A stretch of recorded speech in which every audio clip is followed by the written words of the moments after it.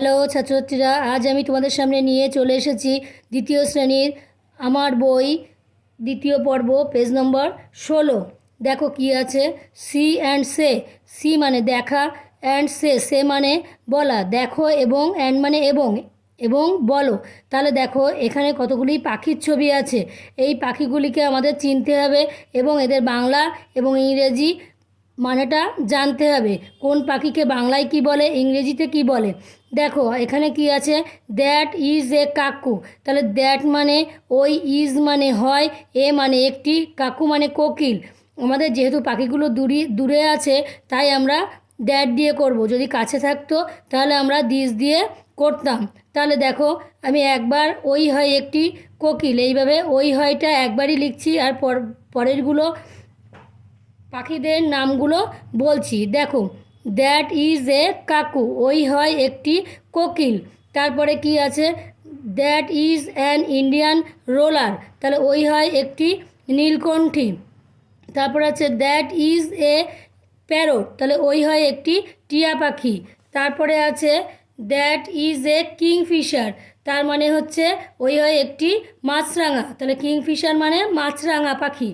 তারপরে হচ্ছে that is a peacock. Peacock মানে ময়ূর। আমরা সবাই জানি কেন আমাদের জাতীয় পাখির নাম ময়ূর। তাহলে ওই হয় একটি ময়ূর। তারপরে আছে দ্যাট ইজ এ ওয়াং টেল। তার মানে হচ্ছে খঞ্জন পাখি। তাহলে ওই হয় একটি খঞ্জন পাখি। তারপরে কি আছে দেখো, দ্যাট ইজ এ মেপিও রবিন। তার মানে হচ্ছে দোয়েল। মেপিও রবিন মানে হচ্ছে দোয়েল পাখি। তাহলে ওই হয় একটি দোয়েল পাখি। বোঝা গেল।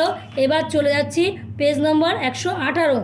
দেখো সি দ্য পিকচার্স। তাহলে সি মানে দেখা, দি পিকচার্স মানে ছবিগুলো, অফ দ্য বার্ডস পাখির ছবিগুলো দেখো, রাইট দেয়ার নেমস এবং তাদের রাইট দেয়ার নেমস মানে তাদের নামগুলি লেখো।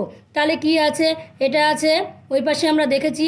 দেখো এটা প্যারট, আমি লিখেই রেখেছি। প্যারট মানে টিয়া পাখি। এটা কাক্কু মানে কোকিল। এটা পিকক, পিকক মানে হচ্ছে ময়ূর। আর এটা দেখো রোলার, রোলার এখানে আছে ইন্ডিয়ান রোলার নীলকণ্ঠী। তাহলে বোঝা গেল। এবার দেখো ফিল ইন দ্য গ্যাপস মানে শূন্যস্থান পূরণ করো। Use words from the help box. ব্যবহার করো হেল্প বক্সে যে শব্দগুলি আছে। হেল্প বক্স মানে তোমাদের সাহায্যকারী বাক্স। দেখো কি আছে, এ দাগে আছে বার্ডস হ্যাভ ড্যাশ। এখানে হবে, এখানে দেখো আগেই দেখে নিতে হবে, সিং, বেক্স, উইংস, নেস্ট। তাহলে এখানে হবে এটা বিগস। এখানে হবে বার্ডস হ্যাভ উইংস মানে পাখি ডানা আছে। তারপরে বার্ডস ইট উইথ বিগস মানে চঞ্চু বা ঠোঁট দিয়ে খায়। বার্ডস লিভ ইন নেস্ট মানে পাখি লিভ মানে বাস করে, নেস্ট মানে বাসায়। সাম birds can dash sweet song. Sweet মানে মিষ্টি বা মধুর, সংস মানে গান। তাহলে কে গান করে, কিছু কিছু পাখি। সাম মানে কিছু, কিছু পাখিরা গান করে মিষ্টি বা মধুর। সিং, সিং হবে। বোঝা গেল।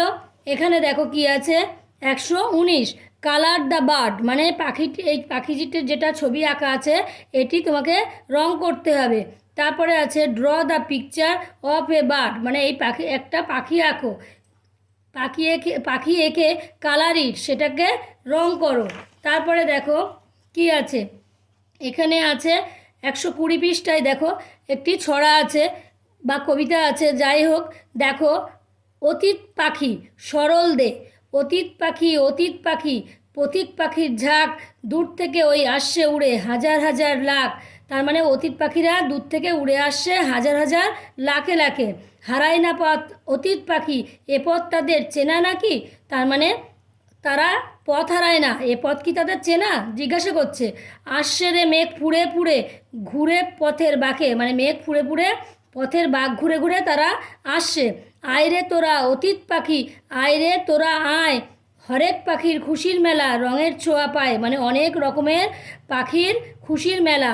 আর রঙের ছোঁয়া, পাখিদের রঙের ছোঁয়া মানে পাখিদের গায়ের রং, বিভিন্ন পাখির বিভিন্ন গায়ের রং হয়, তাই বলছে বিভিন্ন রকমের বা হরেক রকমের রঙের ছোঁয়া। শীতের কটা দিনের তরে অতীত পাখির জলায় চড়ে শীতের শেষে হিমের দেশে আবার ফিরে যায়। তার মানে পাখিরা শীতের কটা দিন তারা আসে এবং শীত শেষ হলে আবার হিমের দেশে ফিরে যায়। তারপর দেখো কী আছে, শব্দ অর্থ। অতীত পাখি মানে অতিথি পাখি বা পরিযায়ী পাখি। ঝাঁক মানে দল, বাক মানে মোড়, তরে মানে জন্য, চরে মানে বিচরণ করে, হিম মানে বরফ। বোঝা গেল? আজ এই পর্যন্তই। যদি ভিডিওটি ভালো লাগে অবশ্যই একটি সাবস্ক্রাইব এবং লাইক করবে, আর কিছু জানার থাকলে কমেন্ট বক্সে লিখে জানাবে। রাখছি।